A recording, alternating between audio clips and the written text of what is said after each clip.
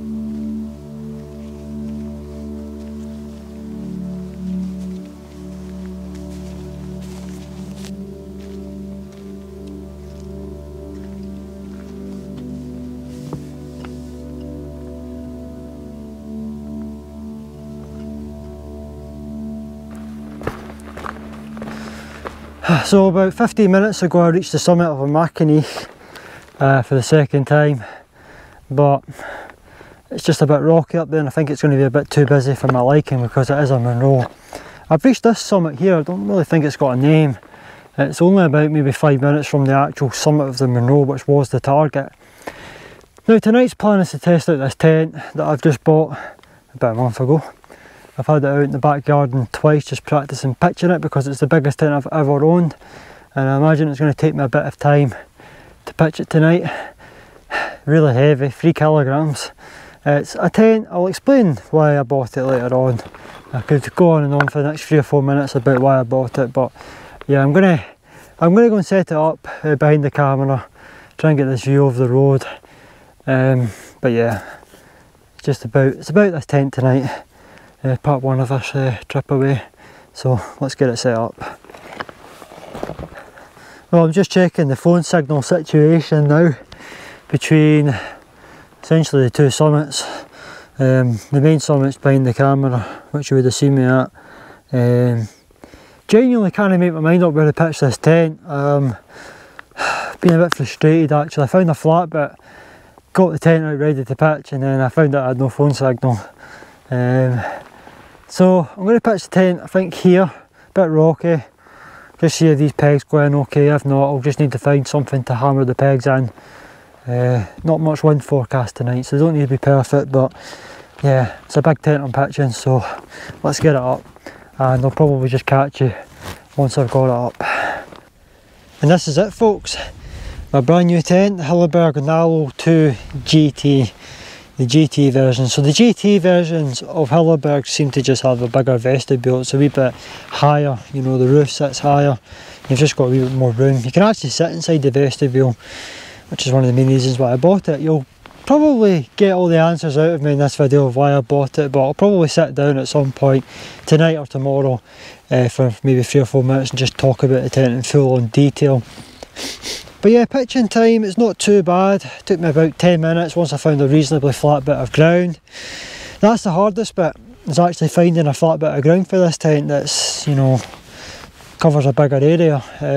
I actually thought it would be easier to actually find a flat bit of ground for this tent up here, which is why I picked this peak, because it is quite an open, vast Munro. This one goes on for quite a bit of time. I went up to the summit just behind the tent there, which is off the main Munro summit, and I didn't get a phone signal, so I had to drop back down to here, and it's kind of on a slight slope. So what I'll do, guys, is I'll do a wee tour outside the tent.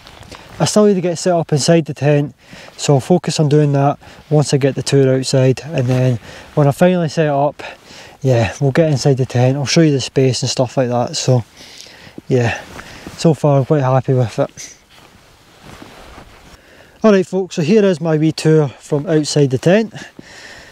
So first of all, we'll start off with the front end of the tent, so the vestibule side. And yeah, quite like this wee guy line at the front here, comes out from 3 different points. There's a very big vent there. I'm not going to kneel down and show you it. It's very well covered as well, so rain and snow should not get in there. Notice there's a wee zip up there, not too sure what that does, maybe just opens the tent up a wee bit more to let more airflow in, I'm not sure. I think you can open this whole front area up here if it's a really warm day. If it was a really warm day, I wouldn't take this tent personally. Round here, there is one wee door there, just there. Just so you can unzip that. I've got the zip lock on it for the wind, so I'm not going to undo it. 3 guy out points here. You'll notice this one's at a slight angle because of a rock. We'll go right round the back end of the tent here. Another wee guy line there just to hold it out open. There's a zip here. Again, I think that's just maybe to let more air in. But as you can see, you can peg it all in, and that should stop the wind unzipping that, which is quite good. And yeah, it goes right down to the ground, so I quite like that. Round here, could maybe have tensioned it a wee bit better, but first time pitching it on the hill anyway. You'll notice this is the side you put the poles in. So it's just like the Hilleberg Enan really. Just goes in a wee sleeve, but there's 3 poles really, so not bad at all. Very wide entrance, I really like that. We'll leave the vestibule for later on. And yeah, that's the outside of the tent. I really like it. It's not bad at all. Again, I'll learn more about the tent as we continue camping in it, but yeah, not bad at all folks, for what I've seen so far. So yeah folks, that's the tent all good to go for tonight. Now you've seen the outside of it, just about to get into the inside now. This is the most exciting part, getting inside a brand new tent for the first wild camp. What I'm going to do is I'm going to film myself. I think I will film myself setting up for tonight. I usually like filming my unpacking the backpack, so you'll get to see what I may be making for tonight as well for dinner inside this very large vestibule. And yeah, time is getting on a bit, so let's get inside and sort stuff out. Alright, so backpack for tonight. All this camping gear in it. So I'm going to have a burger tonight. My rolls are a bit crushed, so that's good. Good start. And there's my food. First aid stuff, or part of it anyway. Let's get inside here. Got some towels as well for cleaning up. Now the meal's not a success. I've always got a backup, a Wayfarer meal. Don't think I'll need these hats. You see me wear that a lot. Don't know if I'll need them tonight. Maybe when it gets a wee bit darker. I've got a spare fleece, so that's not bad. Got my warmer jacket if I need it. Now what else have I got? Trekology UL80. I done my first camp up Glencoe with this. Very impressive this mat so far folks. So very bulky and heavy though compared to the Thermarest Neoair Uberlite. I think it's similar weight to the XTherm. So yeah, it's not the lightest. Still got my Thermalite reactor just in case I need it tonight as well, which goes inside the sleeping bag if it's cold. Talking of sleeping bags, my Hyperion. Good thing about using this though is it adds an extra 8 degrees, so this goes down to 0, this takes it down to -8. So if it's a really, really mild winter's night on the hills, I could probably get away with taking this if I take this with me. So yeah, something to consider considering this is quite a small pack size. If I'm taking a bigger sleeping bag, I would struggle to get all of this gear in.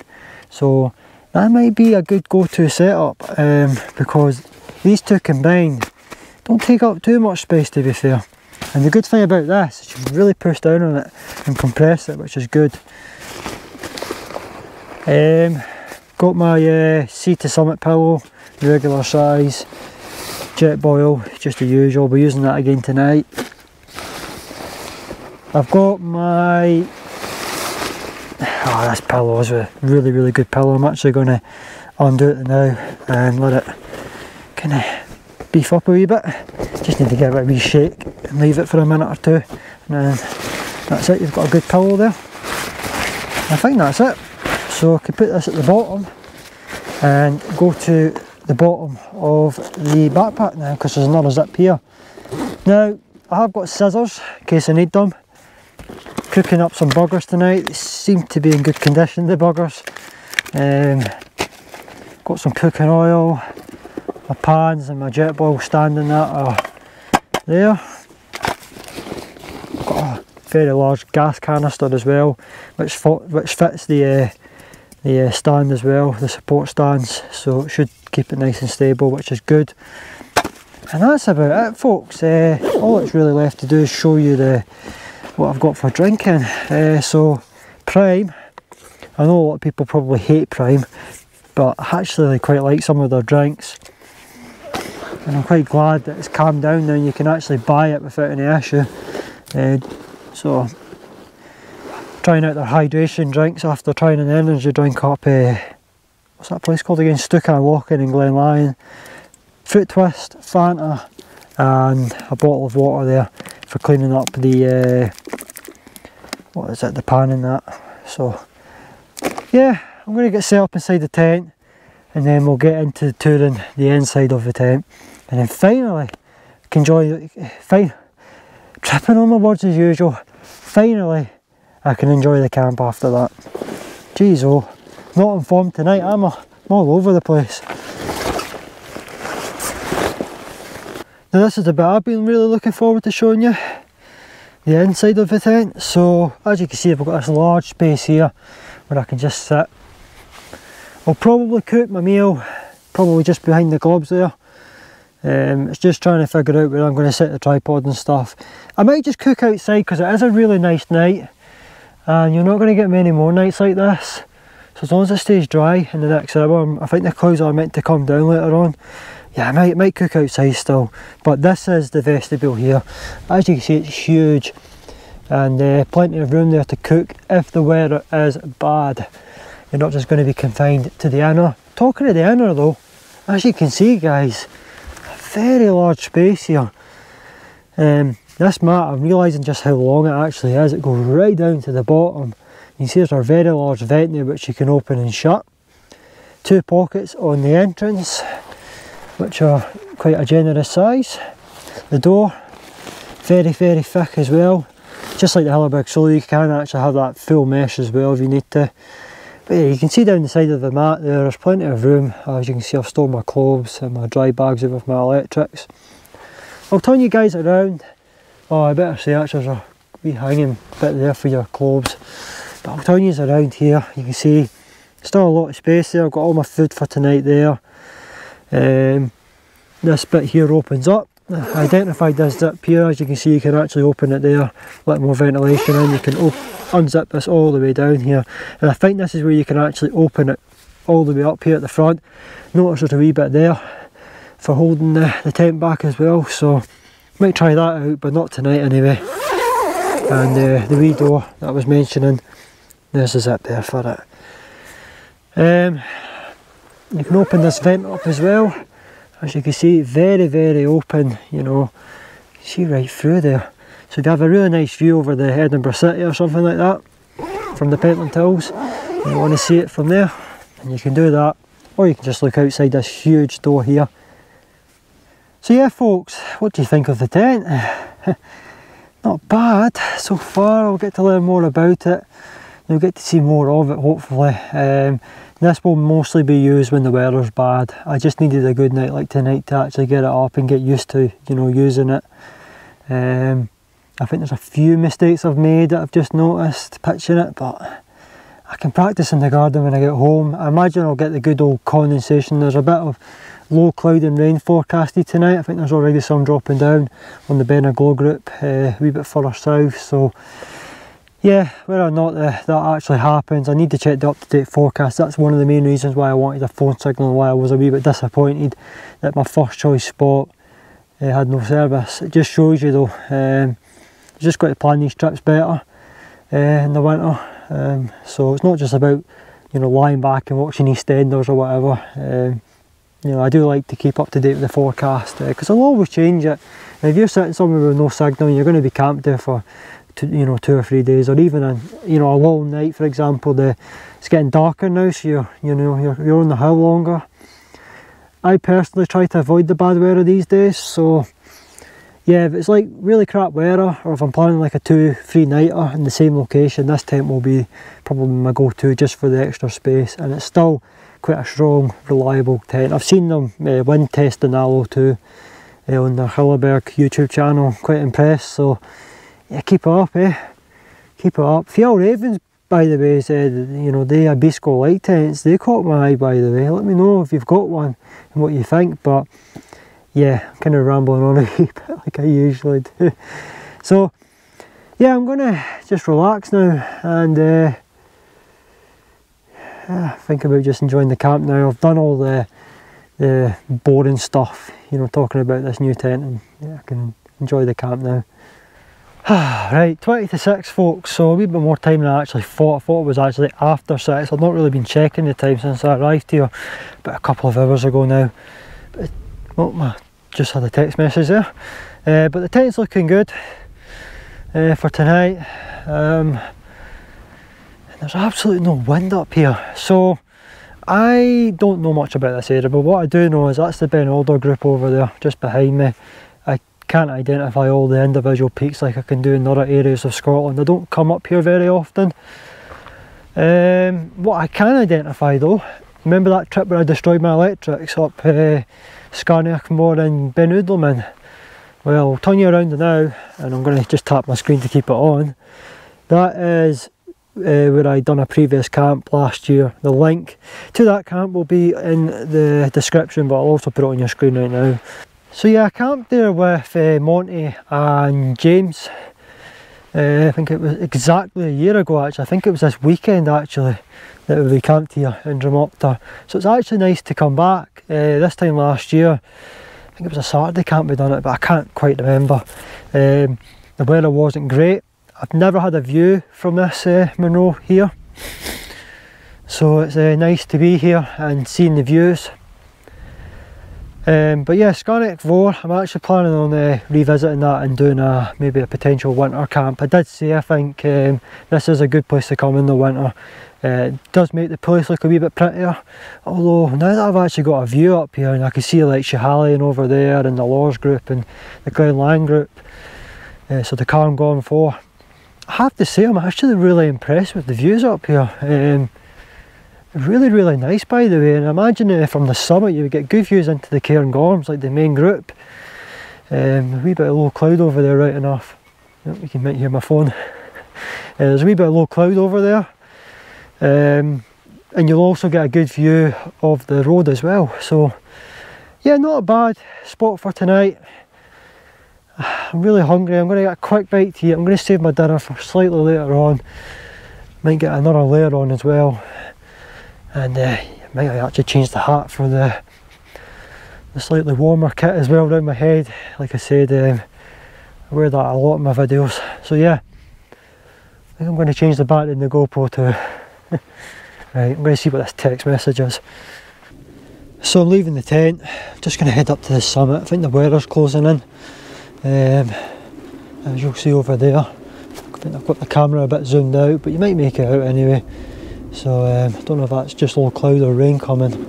The thing is, they've actually changed the forecast. There wasn't not meant to be any rain tonight. They've changed that to heavy rain between 10 o'clock and 2 o'clock, and then it's to change the drizzle and then sort of fog and mist for me packing up and leaving. So I'm expecting the visibility to be quite poor coming off the Munro. What I will say is, I'm not using that tent tomorrow night. I'm going to use the MSR Elixir 1. I'm quite glad I brought that tent now, because that tent is it's an absolute beast on the back. Like carrying that up was absolutely torture. The disadvantage of buying a bigger tent, I suppose, but hey, it's just to give me a wee bit more space when I'm out camping. Like I said, 2 night camps.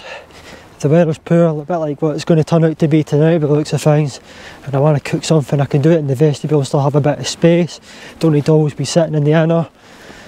I can actually fit my Trekology seat in the vestibule as well and sit up on the seat, so I'm not just lying about in a sleeping bag. I didn't take the Trekology seat with me, but that's an option as well, which is good. Another thing actually worth mentioning is the Thermarest has one of those little seat things for their sleeping mats. I think the Bushman in Blue uses it, and that could be an option as well. Maybe buying that attachment, depends how big it is, how much space it takes up in the backpack. But yeah, I'll catch you all at the summit of this Munro. Only about 5 metres or something, it's just gradual though. The summit of our mechanic, or our mechanic. So there's 2 cairns, got this wee one there and the bigger one. I think the bigger one's obviously going to be the main summit cairn that people would go for. Just going to straighten the camera up there from me holding it. So yeah, not bad at all, a couple of minutes from the tent. Just want to get this done before any of this weather that's forecast now does close in. I suspect I'm not going to get any views tomorrow based on the forecast. Now, I actually quite like coming back to Munros that I've done in the past where I've not had views, just so you can actually see what you've missed out, because I didn't really think much of this Munro when I first done it, but you know, I've came back up, it's actually a fine viewpoint, by the way. Look at it, not bad at all. This is the cairn right in front of me. Nice wee shelter there, if the wind's coming from this direction there. Yeah, they're both probably about similar heights, but this would probably be the one you would touch. Well, it's good to bag it again, second visit, always good revisiting, like I said there, especially when the weather's not good. And there's a better view of Scarneck War there, as I mentioned earlier. Camped up there last year where I destroyed my microphones. And there's a view of the Ben Alder group right there. Hopefully that'll be one of my priority routes next year. The Munros 10 and the Ben Star 5 were my priority 2 routes this year. Next year the 2 priority routes is going to be that route right in front of you, which is 6 Munros. I think it's about 18 or 20 miles roughly. A lot of that will be cycling, and I might need to double check my statistics there, so don't I don't know, I might be wrong there, that's what I'm trying to say. Don't want anyone getting in the comments and saying, actually guys, it's more miles than that. Tomorrow, I don't want to ruin my video, but tomorrow I'm hoping to head in that direction there. I'm not going to, actually I can see where I'm going, but I'm not going to tell you. You can find out next time I'm uploading the video, because I'm hoping to do a video over there. But yes, I've got a big story to tell you about that Munro. Yeah, me and Monty, we go way back with that. I'll tell you what, I should have turned left when I got up here, because this is actually not bad ground here. And the first thought was get away from the summit because it'll be quite busy, but actually it's been quite quiet. Probably could have managed to get the tent here, by the way. And what a fine view that is, looking back down to the A9. Now that I've identified these spots there, I need to come back here now and possibly camp in this bit there, just for the view over the A9, eh? I'm always up for revisiting peaks. I quite like this Munro actually, now that I've gotten the views. Gail Carn's the other Munro. There's actually a circular route. I mean, you're coming off this Munro, takes you right directly towards the car park, which is way down there. Probably, well, it took me just under 2 hours to get up here, so I'm hoping to do it in about 2 hours tomorrow. But yeah, that's the view, and I'll be driving home in that direction on Sunday. Today's Friday, of course. But yeah, what a lovely little place this. Not the biggest Munro because you start at over 400 metres, thankfully anyway. I was struggling coming up that. But yeah, because it's such a busy road and there's no wind, you can actually hear the traffic. Yeah, anyway, let's get back up to the summit. Well, I'm nearly back at the tent. Done everything apart from take photos up there. Brought my phone to take photos of the summit. And I forgot, didn't I? So, yeah, I'm going to get some photos of the tent right now. Just having a bit of fun, wandering around the Munro now. I've done everything I really need to do with this video. I've showed you guys the tent. Maybe tomorrow morning, if I remember anyway, if I've got time, I'll sit down and talk about, you know, why I bought a tent. But I think, like I said throughout the video, I'll start giving away reasons. So like extra space to vestibule, poor weather, if I'm doing 2 or 3 nights in the same location, I want more space. You know, I'll just do it now. Bigger inner, good storage pockets as well. You get 2, so 1 person. Obviously I'll be camping this myself. Yeah, I'm happy with 2 pockets. Headroom's good. I can set up the trichology seat in it. I think I mentioned that on the way up to the summit. In emergency situations, for example, when I done a camp with Monty and Mike 3 years ago, when that guy's tent pole snapped, he could have came in that tent with me if he wanted. I mean, it's on offer anyway. It's a good tent, you know. You 2 people could go in there without a doubt, and you'd have plenty of space in the vestibule for all your kit. So yeah, not bad at all. Yeah, I mean, just thought, you know what, I want a wee bit more space for some of the longer nights, so I guess that's why I bought it. Anyway, I'm going to get something to eat now. A lot of people seem to enjoy the cooking bits, so I'll get something to eat before this weather comes in. I want to do it outside the tent, but if it does come, then, you know, you've seen the size of the vestibule, like proper big, like, so I'll go in there if I need to. Well, I hope you can see everything okay, folks. I'm just going to cook right on the door of the tent. That way if the rain does come in unexpected, it's up to 50% chance in the next half an hour. I'll still be making these probably in half an hour, so yeah, at least if the rain comes, it's just a case of grabbing all the stuff quickly into here, and it should only take me about a minute to do. So yeah, I'm a wee bit far away from the camera. I'll bring it in closer when I start cooking, but I'm making some of these tonight. These burgers here. I'm really looking forward to trying them for the first time. So yeah, we'll see what that's all about. I've got a mixture of different drinks here. I forgot about the Iron Brew as well, by the way, so just tuck them in there. But I'll probably just finish this bottle of Prime that I've been drinking throughout the last couple of hours. And yeah, it's just a case of setting everything up. I'm going to have some cheese as well. 15 slices of cheese, so I'll probably have 2 slices per roll. The rolls are a bit crushed though. Not brilliant.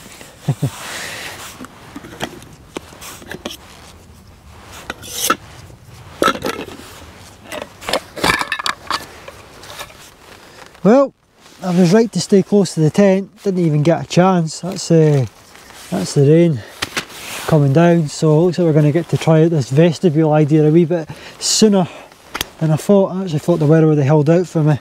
You know what, we're going to, as long as it doesn't get too heavy this rain, we can sit back, listen to the rain coming down, and yeah, cook up some food. Where's the stand? Oh no, oh, there it is. There we go. Got a spare gas canister there, so this one's a wee bit low. I just don't know if it will last. So yeah, just going to have to try and get used to setting the camera up and using this wee screen. I don't know if it's squinting or anything. I don't actually, someone said that you should try and use one of those little bubble level things to make sure it's like always straight, but yeah, it's easier said than done when you're doing these videos and you're doing that every single time you put a clip up. You'll be there all day. So I just kind of go by my eye, and yeah, usually it's not too bad. Right, I should probably read the instructions. Probably should have done that before I opened the pack. Get the most level bit here. This one right-handed, so I should really have the handle at the right-hand side. Right, let's have a wee look here. Oh no. Oh, great. Should never have opened that. So it says what here, I just need to see how much it is per side. 7 minutes per side, turning once. Right, cool. What I'll do is I'll just leave this to heat up a wee bit. Once again, I have no Scooby what I'm doing, but again, it's just me, so anything can happen. This is the second time in a row I've cooked burgers for you guys. So I'm going to do something different tomorrow. I'm not happy with this. All the oil just seems to go to the side of the pan, It's not brilliant. No, just need to see what happens. They're going in. Screw it. There we go. Don't know if I need to get my hands dirty. I'm just going to drag them out with my hands. Oh, they're both going to fit. Yep, that's good. Not a bad wee frying pan that, by the way, guys. Just like everything I buy, most of it is off Amazon. Just a wee bit concerned about the oil kind of slipping to the side. I think that's more down to the ground not being the most even. But yeah, just going to let these cook away, and I'm going to sort these rolls out. Right, let's see what damage I've done to these rolls on the way up. Not the biggest rolls, to be honest, but I think that's because I've crushed them. There's my cheese, Morris and Savour. Right. Let's have a wee look here. Just split them. Yeah, not the best. Not the best rolls. Yeah. Just open it up here. Don't have anything to like butter the rolls with. Yeah, I probably should have brought like those wee packets that just last for like one roll or bread.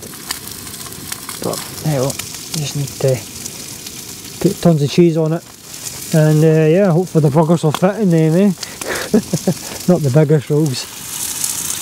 Well, I guess that's them halfway through cooking now. That's been a good 7 minutes.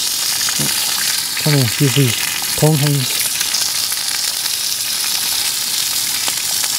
Oh god, not the best at doing this, am I? Oh, come on, get in, get in!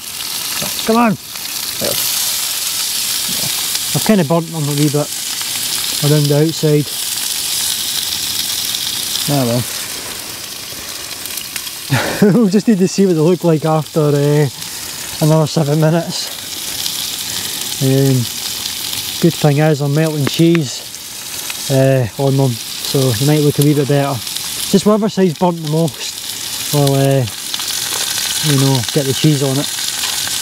So yeah. Well, the burger nearly flipped out the pan there. Well, I'll get used to using these wee grabbers, tongs, I think they're called tongs. I actually googled like these for flipping burgers and stuff. Yeah, I think these were like £5 for 3 or something, just the cheap ones. I found ones for like over £50. I'm like, what? £50 for one of these? Yeah, I think I'll just stick to the cheap one, thank you very much. Although it didn't do the best job of flipping the burgers. Oh, I know you're probably watching saying, ah, you've done that wrong, Gaz. No doubt. No doubt at all. Right, cheese time, folks. Cheese time. I'll get my cheese melted on this. I don't know, I would say 2 slices of a burger, but I might just go with 1. I don't know. I've got plenty of cheese anyway to choose from. Yeah, we'll give this a go and see how it goes, Hey, I'm looking like a professional tonight. Last time I went out, I threw the burgers out of the flare. Don't even get me started with that schnitzel. And when I done the wraps back in June, can't believe that was 3 months ago. To be fair, I didn't really do that bad with them.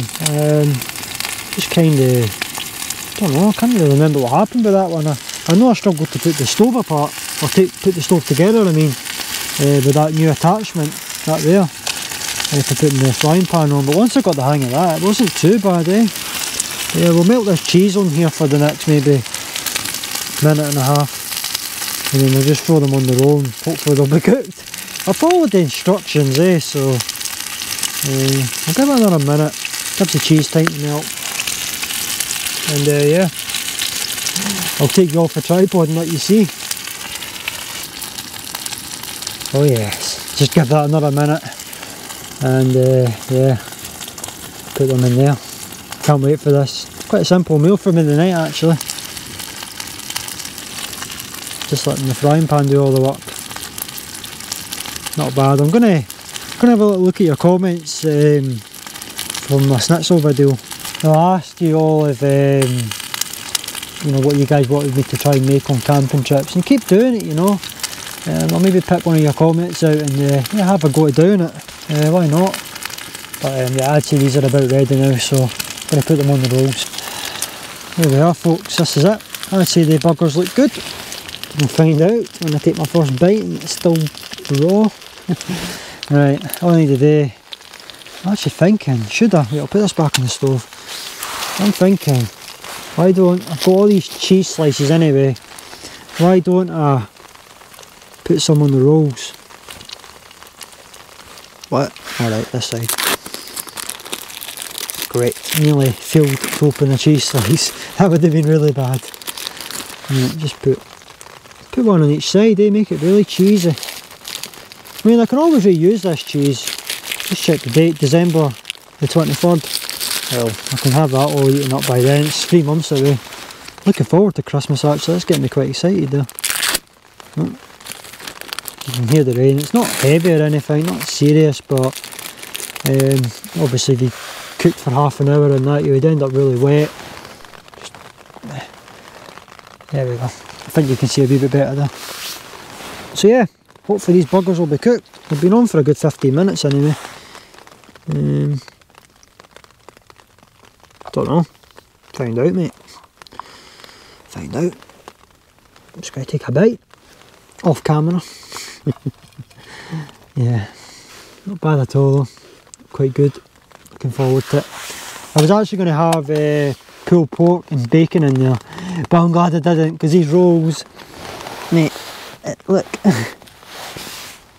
Really? Oh, whatever.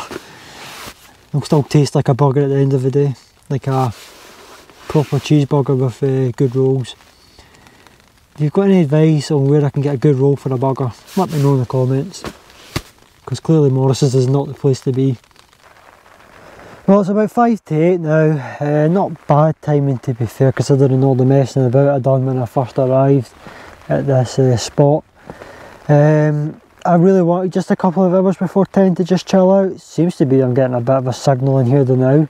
Better make the most of that, because it's the vestibule which is right behind me. No signal. Bit strange that. Had that up there on Thermarest where I set up the tent next to the wee lock-in. No signal. Moved the tent about, what, 15 yards back. Had a good signal. So it's one of those spots, isn't it? So anyway, my plan is to wrap the video up for tonight. I'm going to maybe film the rain later on if it gets heavier, just chill out. It's so relaxing listening to it. Like I say, I don't mind a rainy camp as long as everything's set up before it comes, especially when you're pitching a tent this size up. Although it's my first time pitching it, twice in the garden, once finally on the hills. A wee bit difficult in the hills though when you're pegging around rocks and whatnot. Your garden's obviously usually, well, my garden's quite flat, but most people have a flat garden, you know what I mean, eh? So yeah, I'm just going to have to get used to pitching this tent. It just takes a bit longer because it's a bigger tent, but I actually think it's just as at the same time anyway as the Hilleberg Soulo. The Enan, that tent pitches so quickly, and when you've used that tent all summer and you start coming back to these 4-season tents, you just need to get used to how long it takes. But what I will say, it's things you just start noticing. The material's really thick, like the inner. You can see that trapping a lot of heat. Like the door and that, you'll see what I mean. I think I mentioned that there's a mesh panel as well for like the warmer nights. It keeps the midges out and that, but I would recommend just keeping that slightly open even in the colder nights, just to try and encourage a bit of airflow through your inner as well. I'll turn you around now. I'm kind of dragging this on again. I've opened that vent right up, so yeah, we'll see how we go tonight. So yeah, I'll wrap it up, film a bit of rain, and I'll see you guys tomorrow. I'm going to get up about 6 o'clock and start packing at about 7:30, I think, 7, 7:30, try and be off here for about 9 and back to the car for about 10:30. So I'll see you all tomorrow.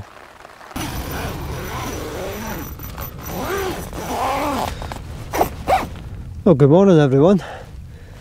Yeah, no, I wouldn't get to do that with any of my other tents, would I? You know something? This has been the most relaxed I've ever been inside a tent. I'm loving all the space in here. And yeah, when I was carrying it up the side of the Munros yesterday, I was like, nah, I can't do this. It was so horrible carrying that extra weight. But you know what? It's made the wild camp so comfy and relaxing. Just chilling out in this big inner with this big vestibule as well is a good option for sitting in. I think the next time I use this tent, I'll use it on 2-night camping trips with the Trekology seat. I can imagine just sitting on a crappy day like today with the fog's down, just opening this door up as long as it's not raining, and just looking into the fog for hours, just chilling. There's not too much wind as well. It's hitting off the tent. It's just really relaxing listening to it. It rained all night. I filmed a wee bit of it. I didn't want to turn this into a camping in heavy rain video, to be honest with you, so yeah, I just kind of stopped filming and just listened to it and relaxed, but it didn't keep me up at all really. I got up at about 3 because the wind picked up a wee bit, but what I'm getting right now in terms of wind is what I got all night. Apart from 3 o'clock, it picked up a wee bit for about half an hour. So anyway, I'm going to start packing up. My plans for this morning anyway, for this video, is to just give you my first impressions on the tent. I've pretty much gave you it already, but pretty much this video is all about this tent. So if you guys have any thoughts, anything you want to say about the tent, then let me know, you know. But I'm going to get everything packed away, and yeah, I'm just going to head off the Munros and get back to the car and get planned for a potential second night in Drumochter. You'll find out in the next video if I did stay the second night or not. So you know what I'm like. So final thoughts before I take the tent down is simple really. I'll be using this more when I'm doing like 2 nights away in the same location. So for example, if I decided to stay here all day today and do the second night, obviously not, I'm heading back down to the car and possibly doing another location for tonight with a different tent. So yeah, that's sort of the first thing I'm thinking about, 2 nights. But you would have seen yesterday when the rain came there, I know it was light, but I mean, if you cooked out there in that rain yesterday, even though it was light, you would have ended up soaked. So you would have been back in the tent anyway. So it was nice actually seeing how this would work with the vestibule last night. So I was actually going to cook outside before the rain came, but yeah, it didn't happen. The rain actually beat me for a change. Usually I'm actually quite good at beating the rain, but not last night. But as I said, I've got to test the vestibule out. So I will be using this tent mainly in the winter months. Like I say, 2-nighters or when the weather is not the best. If it's a really windy night, I probably would trust the Soulo more than this tent, if I'm honest. I think if the wind changed direction and started hitting like the main body of the tent, you could be in trouble. Whereas the Soulo can really handle the wind from all directions. I do feel that if the wind's hitting the vestibule side, I think Hilleberg say that you want the tent facing the wind vestibule side, you know, so you want the vestibule facing the wind. I can see why, because that's how the wind's been hitting it during the night, and it is nice to see how it's dealing with it. The sleeping area is really big, which is good. It's a big mesh door if you need it as well. The ventilation options are pretty good in here. You can unzip this, it's got a top zip here. Obviously if you do that, the rain can come in, so I wouldn't recommend that. But it's there as an option if it's like a really hot night. Again, if I'm camping in this tent and it's a really hot day, then slap me in the face. I don't need this tent when it's a warm night. But the ventilation options are pretty good in here, so yeah, I'm pretty impressed with the tent. so far, and we'll continue to use it over the winter months. Like I said, it won't always feature, it might even be once a month I'll bring it out, but yeah, it's there now, it's an option to have. And as many people say, tents like Hilleberg and Fjallraven and MSR, if you look after them, they can be like a tent for life basically. And yeah, I could have this tent for years to come, so I'll get my money's worth with it, even if I'm not camping in it all the time like I am with the Enan. I will get my money's worth with this tent, that's for sure, or I wouldn't have bought it. I'm quite fussy with my tents now. Used to just buy anything, but no, I am really like very fussy when it comes to camping gear now.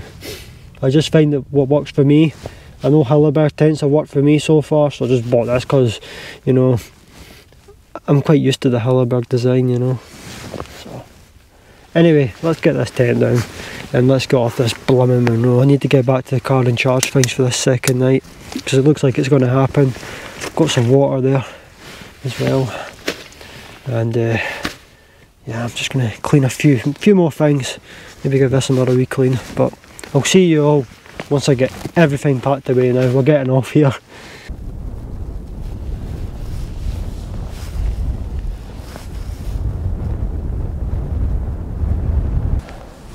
Well, it took a bit of time to take that tent down, I have to say. It's just the sleeves, the pole sleeves. I absolutely hate trying to, you know, get the pole back out the sleeves sometimes, but yeah.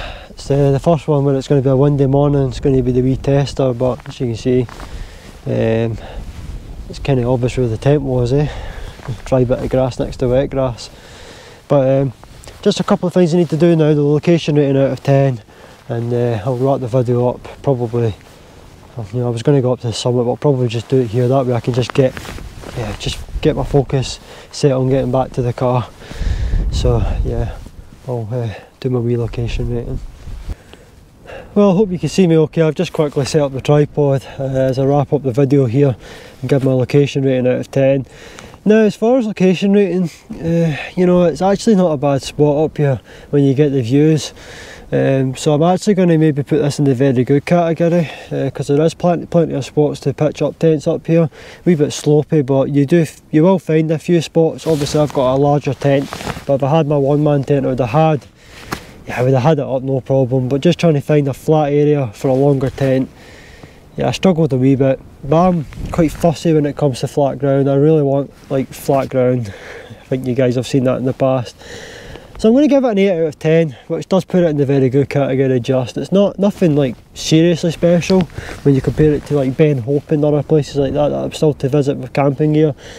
But yeah, it's probably my favourite Drumochter Munro, this one.